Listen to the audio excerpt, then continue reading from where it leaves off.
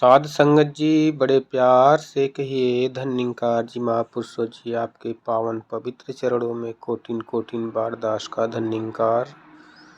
साध संगत जी, आशा करते हैं सतगुरु की कृपा से आप सभी पूरे परिवार के साथ तन मन धन से हर प्रकार से खुशहाल होंगे और आगे भी सतगुरु आपको खुशियां ही बख्शे। साध संगत जी, जब जब इस परम पिता परमात्मा की बात होती है तो बिना सतगुरु के ये बात पूर्ण नहीं होती, क्योंकि साध संगत जी, सतगुरु ही हमें इसका दीदार कराते हैं। बिना सतगुरु के इस अनमोल दात को जान पाना, देख पाना, समझ पाना बहुत ही कठिन है। साध संगत जी, ये बातें आसानी से मिल जाने के बाद समझ में नहीं आती कि परमात्मा ने हमें, सतगुरु ने हमें बड़े सहज भाव में इसका दर्शन करा दिया। इसलिए हो सकता है कि इस बात का एहसास जीवन में ना हो, लेकिन साध संगत जी, जब इस दुनिया में ढूंढते हैं, घूमते हैं, देखते हैं कि जो परमात्मा को पाने के लिए जिनके अंदर तड़प है और वो इस मुकाम तक अभी तक नहीं पहुँचे हैं, और उनका जो प्रयास है साध संगत जी, वो कितना कठिन और कितना कठोर है। एक से एक संत देखने को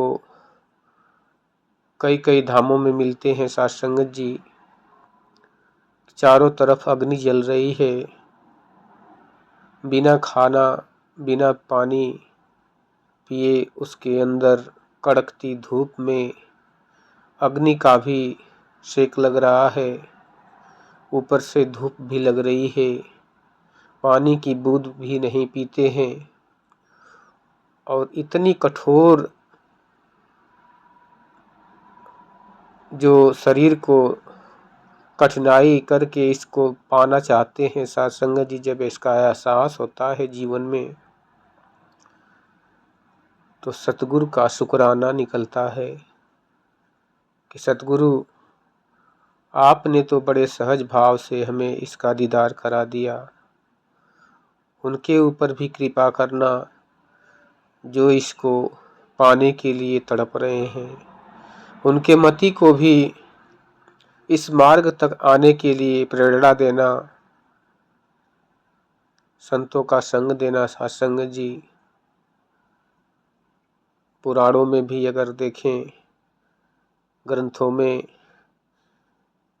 ये इतिहास गवाह है कि पहले के जो ऋषि मुनि थे, इस परम पिता परमात्मा को पाने के लिए साध संगत जी कंदराओं में, गुफाओं में जाकर कई कई हजार साल बिना अन्न जल के उस शरीर को कठोर तप करते थे। तब कहीं जाके किसी किसी को इसकी झलक मिलती थी। साध संगत जी, वो भी इस रूप में दर्शन नहीं हो पाता था। साध संगत जी, साध संगत जी, हमारे बड़े भाग्य हैं कि हमें सतगुरु ने बड़े सहज भाव से इतनी बड़ी दौलत को हमारी झोली में डाल दिया। साध संगत जी, मीराबाई के जीवन को भी अगर गहराई से देखें साध संगत जी, तो उनके जीवन में धन की कमी नहीं थी। राजा की बेटी, ऊंचे खानदान में उनकी सगाई हुई, दोनों तरफ से धन का बौछार है, खुशियां हैं, राजमहल है, फिर भी उनके अंदर एक तड़प है परमात्मा को पाने के लिए, लगन है, और उन्होंने उस मार्ग को चुना परमात्मा के डगर पर चलने के लिए, कृष्ण से नेह लगाया, मन में बसाया। उनकी मूर्ति का ध्यान करते हुए उन्होंने अपने जीवन में वो गीत गुनगुनाते हुए कि बसो मेरे नैनन में नंदलाल, मोर मुकुट मकराकृत कुंडल, अरुण तिलक दिय भाल, अधर सुधारस मुरली राजति, उर वैजंती माल, बसो मेरे नैनन में नंदलाल, क्षुद्र घंटिका कटि तट शोभित नुपुर शबद रसाल, बसो मेरे नैनन में नंदलाल।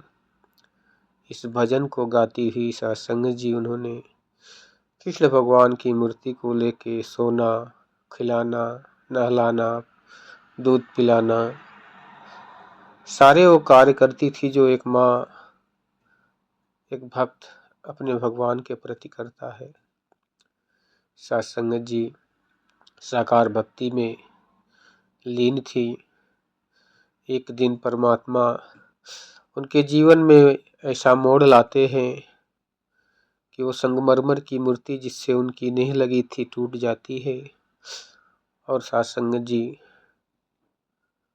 उनके अंदर गंभीर आत्मिक चोट लगती है और वो कहती हैं कि मेरे भगवान टूट गए, रोती हैं, बिलखती हैं। और सत्संग जी इसे देखकर एक संत महापुरुष उधर से गुजरते हैं, देखते हैं कि मीरा की तड़प बहुत ज़्यादा है। उन्होंने कृपा करके मीरा को ये बात बताते हैं, संदेश मार्ग दिखाते हैं कि मीरा, इस टूटने फूटने बनने बिगड़ने वाले परमात्मा से जो तूने लगा रही है, ये तो बार बार पत्थर की मूर्ति है, बनेगी, बिखरेगी, टूटेगी। इससे नेह लगा के तू क्या करेगी, जिसकी तू फोटो को देख रही है, जिसकी सुंदरता को देख रही है, जिसकी अहमियत को जान रही है, इसको रूबरू देखने की कृपा कर। आज समय के सतगुरु रविदास जी इस ज्योति को दिखा रहे हैं, जाके उनके शरण में गिर जाओ, नतमस्तक हो जाओ, वो तुम्हें इस परमपिता परमात्मा का दीदार करा देंगे। सत्संग जी उनकी बात को मान के मीरा जी सतगुरु रविदास जी के चरणों में जाती हैं। उन्होंने अपनी बख्शीश उनके ऊपर कृपा करके इस रमे राम का दर्शन कराते हैं सत्संग जी।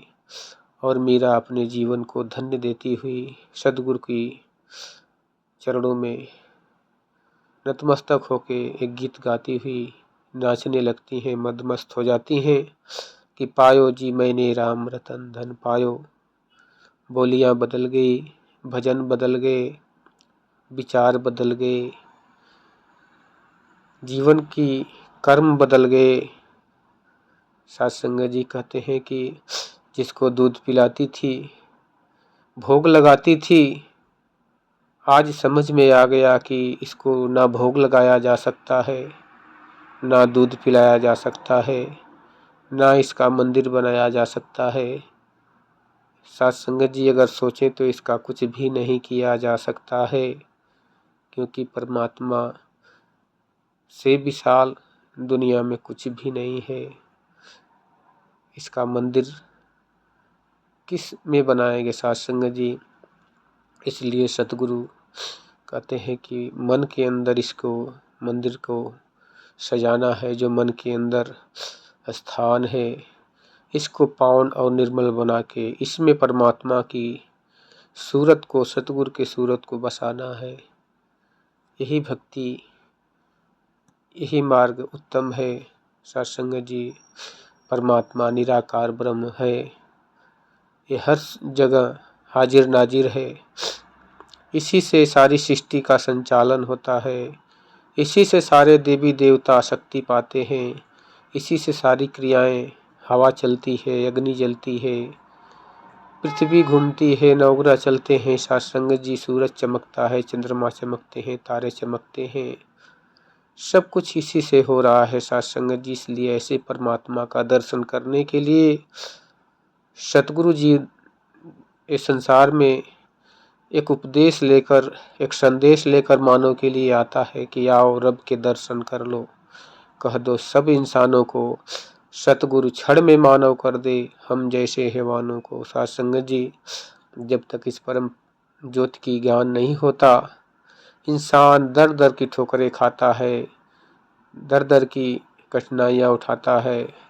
इसको पाने के लिए, इसको न पाया तो भ्रम में फंसता है, धोखे में फंसता है। सत्संग जी इसलिए कहते हैं कि आओ प्रभु के दर्शन कर लो। उत्तम भाग्य है, उत्तम जीवन मिला है कि बड़े भाग्य मानुष तन पावा, सुर दुर्लभ सदगंथन गावा, साधन धाम मोक्ष कर द्वारा, जो पावे परलोक सवारा। सत्संग जी अभी आपके पास ये दौलत उपलब्ध है, हाजिर है, इसका लाभ उठा लो। एक बार मिस हो जाने के बाद ये दोबारा मिलना असंभव है, क्योंकि ये कर्म की योनि नहीं है सत्संगत जी, ये कृपा की योनि है। परमात्मा ने हमारे ऊपर कृपा करके ये मानव की उत्तम योनि दिया है। और ये भी पाने के बाद अगर इंसान इसका लाभ नहीं उठाता तो उन पशुओं में ही गिनती होती है कि निद्रा भोजन भोग भय ये सब पुरुष समान, ज्ञान अधिक एक नर में, ज्ञान बिना पशु जान। अगर परमात्मा का ज्ञान नहीं है सत्संगत जी, तो इस श्रेणी पशुओं में ही गिनती जाती है कि पशु भी अपने बाल बच्चे का पालन पोषण कर लेते हैं, सब कुछ कर लेते हैं, कीड़े मकोड़े भी कर लेते हैं। अगर इतनी उत्तम योनि पाकर हम भी यही कार्य कर रहे हैं तो हम में उसमें कोई अंतर नहीं सत्संगत जी। फिर ये चेतन सत्ता पाकर हमें क्या लाभ हुआ। इसीलिए पीर पैगंबर, सतगुरु, संत महापुरुष बार बार संदेश देते हैं कि इस परम ज्योति को जान लो जिसकी अंश है, कि ईश्वर अंश जीव अविनाशी, चेतन अमल सहज सुख राशि। कि हे परमात्मा को जानने वाले, हे परमात्मा को पाने के लिए जो तड़प रहे हो, इस सतगुरु के चरणों में आके नतमस्तक हो जाओ, समर्पण हो जाओ, इसका दीदार कर लो। जिस कठिनाई से, जिस तप से, जब से जानने की कोशिश कर रहे हो, इससे जाना नहीं जा सकता। लिखा भी है कि जब तप से ना जाना जाए, कर्म धर्म से को सो दूर, कहे अवतार मिले जो सतगुरु, तब ईश्वर का दिखे नूर। सत्संग जी, बिना सतगुरु के किसी ने नहीं पाया। कि राम कृष्ण से को बड़ो, तिन्हु ते गुरु कीन, तीन लोक के मालिका, गुरु आगे आधीन। सत्संग जी, जो भी इस धरती धरा पर आया है, उसे बिना सतगुरु के इसका दीदार संभव नहीं है सत्संग जी। इसलिए सतगुरु के चरणों से ही इसका दीदार हो सकता है। तो दास भी विनय प्रार्थना कर रहा है कि जो भी इस आवाज़ को, संदेश को सुन रहे हैं, कृपा करके अब भी वक्त है, अब भी आपके पास वो दौलत है, वो सांसें हैं, इस सांसों का लाभ उठा लो।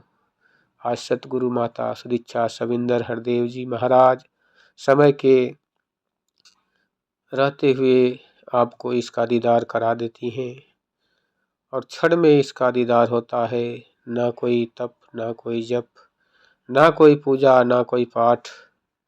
सत्संगत जी, केवल अपने आप को अहंकार से मुक्त करके सदगुरु के चरणों में समर्पित करना है। सत्संगत जी, दास के बोलने के दौरान जो भी त्रुटियां हो गई है, दास को बख्श लेना। दास आप जी के चरणों का बालक है, सब कुछ आप जी के चरणों से ही सीखता है और आप जी के चरणों में ही समर्पित करता है। सत्संगत जी, कि मेरा मुझ में कुछ नहीं, जो कुछ है सो तेरा, तेरा तुझको सौंप के क्या लागे है मेरा, क्या लागे है मेरा। सत्संगत जी, प्यार से कहिए धन्यकार जी।